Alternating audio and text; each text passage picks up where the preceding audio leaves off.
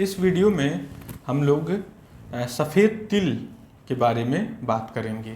तो जो सफ़ेद तिल होता है उसको मेडिकल टर्म में एडियोपैथिक गटेट हाइपोमेलानोसिस बोला जाता है। तो सफ़ेद तिल को लेकर के काफ़ी ज़्यादा लोग फियर में रहते हैं और सफ़ेद तिल चूँकि बहुत ही ज़्यादा कॉमन प्रॉब्लम है तो इसको लेकर के लोगों के मन में बहुत ज़्यादा, जैसे ही सफ़ेद तिल देखते हैं उनके मन में तुरंत डर बैठ जाता है कि कहीं उनको चरक वाली बीमारी तो नहीं हो गई है। सफ़ेद तिल जो होते हैं ये बिना किसी लक्षण के व्यक्ति के शरीर पर, विशेष करके हाथ और पैर वाले एरिया में ज़्यादा देखे जाते हैं और काफ़ी लोगों के शरीर, जो पेट और पीठ की स्किन होती है, उन पर भी देखने को मिलता है। लेकिन इंटरेस्टिंगली, मतलब आश्चर्य रूप से, जो चेहरे की स्किन होती है उसमें सफ़ेद तिल नहीं देखने को मिलता है। सफ़ेद तिल का जो साइज़ होता है वो यूजुअली 2 से 4 mm का होता है। कभी कभी बहुत ज़्यादा यदि बढ़ जाए, बहुत रेयर केस में, तो ये 50 पैसे या 25 पैसे के सिक्के के बराबर के भी देखे जा सकते हैं। मतलब कि 1 सेंटीमीटर या 2 सेंटीमीटर साइज तक का भी देखे जाते हैं। यूजुअली ये बिना किसी लक्षण के होते हैं, साधारणतः गोल या अंडाकार शेप के होते हैं और इनका जो मार्जिन होता है वो यूजुअली बहुत ही वेल डिफाइंड, मतलब बगल की स्किन से एकदम क्लियरली, मतलब आप डिस्टिंक्ट कर सकते हैं कहाँ पर सफ़ेद तिल की बाउंड्री ख़त्म होती है। सफ़ेद तिल की जो बाउंड्री होती है वो थोड़ी सी टेढ़ी मेढ़ी या फेदरी हो सकती है और कभी कभी बिल्कुल स्मूथ भी देखने को मिल सकती है। तो सफ़ेद तिल जो होता है, जैसे ही व्यक्ति देखता है तो वो तुरंत घबरा जाता है कि कहीं मुझे चरक की बीमारी नहीं है।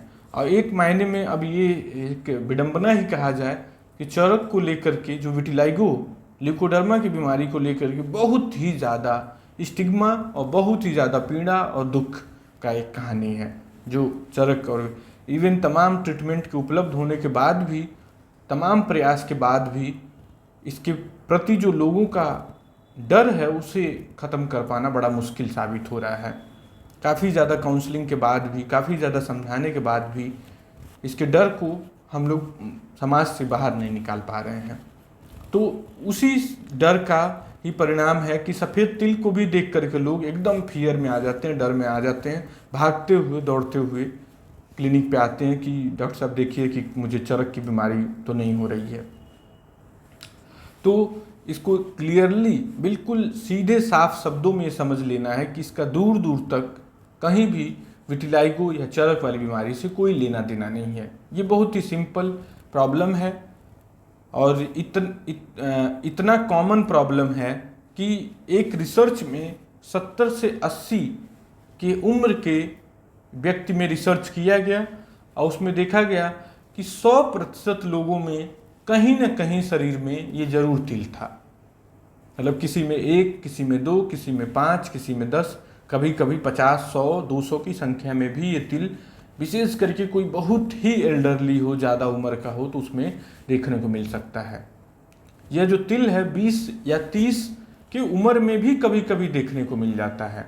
और ये जो एज होता है वो सबसे ज़्यादा एंग्जाइटी वाला एज, घबराने वाला और सबसे कम काउंसलिंग का प्रभाव पड़ने वाला उम्र होता है। मतलब कि इस उम्र के लोगों को जल्दी समझा पाना, कन्विंस कर पाना कभी कभी बहुत ज़्यादा डिफ़िकल्ट टास्क होता है। इतनी ज़्यादा घबराहट और इतनी ज़्यादा एंग्जाइटी में वो देखने के बाद ऐसा होगा कि वो रात भर सोए नहीं रहेंगे और सीधे अगले दिन भागते हुए आएंगे। तो ये समझ लेना है कि इसका कोई भी विटिलाइगो से लेना देना नहीं है। दूसरी चीज़, काफ़ी लोग पूछते हैं कि आखिर ये होता क्यों है। तो अभी तक जितने भी वैज्ञानिक साक्ष्य उपलब्ध हैं उसमें इसका कारण अच्छे से पता नहीं चल पाया कि किस वजह से ये होता है। लेकिन मोटे मोटे तौर पर इसे एक एजिंग का साइन माना जाता है। मतलब जैसे जैसे आपकी उम्र बढ़ेगी तो चांसेस हैं कि कभी न कभी किसी न किसी उम्र के पड़ाव पर इससे आपका सामना हो जाए। मतलब आपके हाथ पे, पैर पे, पीठ पे, पेट पे कभी न कभी ये जो तिल है ये कभी न कभी ज़रूर पैदा होगा। यदि आपका उम्र 70, 80, 90 तक पहुंच जाता है तो ज़रूर देखने को मिल जाएगा। दूसरी चीज़, ये लोग पूछते हैं कि आखिर इससे बचाव का कोई उपाय तो होगा ही, तो उस बचाव को बताइए, कैसे क्या करें कि इससे हो ना। तो अभी तक कोई भी ऐसा तरीका पता नहीं चल पाया है कि जिससे इससे बचा जा सके। लेकिन चूंकि सॉफ्ट एविडेंस है कि ये एजिंग या जो सेल इंजरी का रिस्पॉन्स है उसकी वजह से ये पैदा होता है, तो एक बेहतर जीवन शैली, एक बेहतर vitamin rich, antioxidant rich food का सेवन, फलों से युक्त भोजन किया जाए तो शायद इस परेशानी से बचा जा सकता है। अब रही बात इसके इलाज की, तो सीधे शब्दों में ये समझें कि ये कोई बड़ी या कोई प्रॉब्लम वाली परेशानी नहीं है, और ये ऐसी परेशानी है कि जो बढ़ेगी नहीं। जैसे ये भी नहीं है कि कभी ये आगे चल कर के सफ़ेद दाग या विटिलाइगो वाले रोग में कन्वर्ट हो गए, ऐसा भी नहीं हो सकता है। तो कहीं से इसके प्रति नकारात्मक भाव रखने की बिल्कुल किसी ज़रूरत नहीं है। अब आपने एक निशान अपने पैर पर देखा, तो वो जो निशान है बहुत ही ज़्यादा यदि प्रोग्रेस करेगा तो भी वो बढ़ करके मटर के दाने के बराबर हो जाएगा, या बहुत ही रेयर सिचुएशन में उससे ज़्यादा थोड़ा और बढ़ करके 1 सेंटीमीटर या फिर 1.5 सेंटीमीटर का भी हो सकता है। लेकिन ये एकदम ही दुर्लभ, एकदम ही रेयर सिचुएशन की बात हो रही है। अधिकांश केसेस में 99.99% केसेस में ये अधिकतम काली मिर्च या मटर के साइज के बराबर हो करके रुक जाती है, चुपचाप उसी तरह से पूरे जीवन पड़ी रहेगी, कहीं से किसी भी प्रकार से आपको ये न तकलीफ देगी न पीड़ा देगी। तो यदि आप चाहें तो बिल्कुल आप इसे छोड़ सकते हैं, बिल्कुल इग्नोर कर सकते हैं। जैसे काले तिल हैं, तो जो काले तिल हैं उनको खोज खोज करके आप ठीक नहीं करवाते हैं। इसी तरह उम्र बढ़ने पे लोगों को लाल तिल भी पैदा होते हैं शरीर में। तो ऐसा नहीं है कि आप सारे लाल तिल को, सारे काले तिल को खोज खोज करके आप उनका इलाज करवाते हैं। आप उनसे कोई डर नहीं होता है लोगों को। तो उसी तरह से सफ़ेद तिल से भी कोई भी तरह का डर मन में नहीं पालना है, तो उन्हें भी छोड़ सकते हैं। यदि लग रहा है कि नहीं आपको ठीक करवाना ही करवाना है, तो इसके इलाज के बहुत सारे ऑप्शंस अवेलेबल हैं। तो जो सबसे ज़्यादा जो इलाज का ऑप्शन इस्तेमाल किया जाता है वो TCA नाम की एक दवाई इस्तेमाल की जाती है, ट्राइक्लोरोएसिटिक एसिड। तो ये जो दवाई रिसर्च में पाई गई कि काफ़ी इफ़ेक्टिव है। इस दवाई को लगाने के बाद वहाँ की चमड़ी थोड़ी सी काली पड़ जाती है, वहाँ पर पपड़ी बनती है, फिर वो पपड़ी सूख करके अपने आप 1 हफ्ते 10 दिन में गिर जाती है। फिर आपको धूप दिखाना होता है और वहाँ पर धीरे धीरे करके स्किन का रंग नॉर्मल आ जाता है।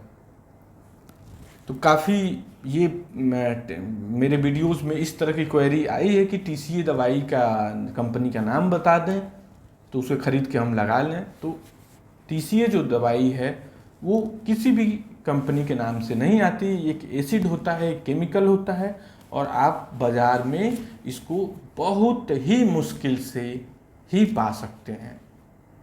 तो डॉक्टर कुछ विशेष स्रोतों से, बहुत ही थोड़े स्टोर्स पे मौजूद हैं देश के, वहाँ से डॉक्टर्स अपने क्लिनिक पे मंगाते हैं और उसको फिर विशेष प्रक्रिया से तैयार करते हैं। मतलब TCA का यदि आपको क्रिस्टल मिल भी गया तो उसको तैयार करना भी अच्छे से आपको आना चाहिए, तभी आप खुद से लगा सकते हैं। तो ये बहुत ही डिफ़िकल्ट टास्क है कि आप आसानी से उसे पा जाएं और उसे फिर लगा लें। तो ये आपको डॉक्टर के क्लिनिक पर ही मिलेगा, तो आपको वहाँ पे विजिट करना पड़ेगा। इसी तरह से और भी तरीके हैं, जैसे कि लेज़र थेरेपी, CO2 लेज़र या अर्बियम लेज़र, इसके द्वारा भी इसका इलाज अब संभव है।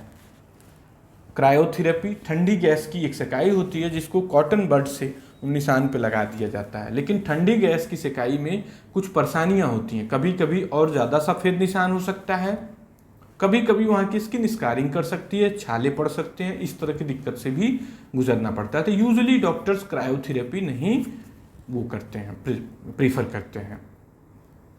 डर्मा अब्रेजन भी कुछ डॉक्टर्स प्रीफर करते हैं।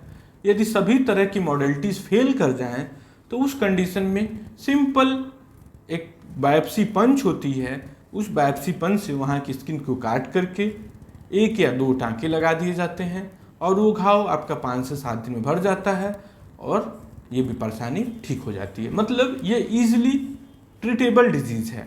लेकिन इसको ना भी ट्रीटमेंट कराएं तो भी कोई दिक्कत वाली बात नहीं है। जो सबसे ज़रूरी बात है कि इसको समझना। यदि आप इसको समझ गए तो आप इजीली बिना ट्रीटमेंट के भी आप इस चीज़ को एक्सेप्ट करके बिना किसी परेशानी से आप अपने मन को शांत कर सकते हैं। Thank you.